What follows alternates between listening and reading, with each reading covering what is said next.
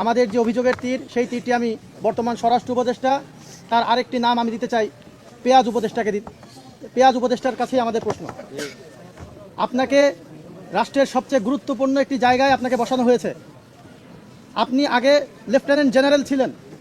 আমাদের আপনার কর্মকাণ্ড এবং অ্যাক্টিভিটিস দেখে সন্দেহ হচ্ছে আপনি আসলে যোগ্যতায় লেফটেন্যান্ট হয়েছিলেন কিনা, নাকি কোটা বা কোনো লিঙ্ক লবিং দিয়ে আপনি আসলে লেফটেন্যান্ট হয়েছিলেন। আপনার যে পদ, আপনার যে পদবি, আমি মনে করি সেটা পুরো বাংলাদেশ সেনাবাহিনীকেও অনেকাংশে খাটো করে।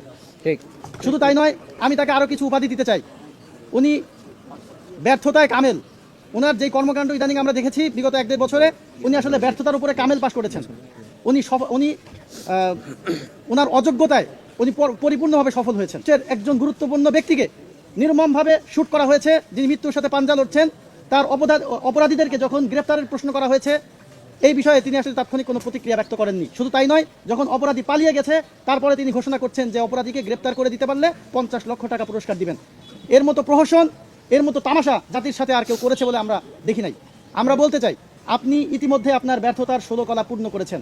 ব্যর্থতায় কামেল পেঁয়াজ উপদেষ্টা, আপনি যদি পদত্যাগ না করেন, আপনাকে ঘাড়ে ধরে পদত্যাগ করানো হবে, আপনাকে বাধ্য করা হবে পদত্যাগ করতে। আপনার কোনো যোগ্যতা নাই, কোনো কমন সেন্স নাই রাষ্ট্রের স্বরাষ্ট্র উপদেষ্টা হিসেবে থাকার, যিনি আইন শৃঙ্খলা নিরাপত্তা নিশ্চিত করতে পুরোপুরি ব্যর্থ হয়েছে।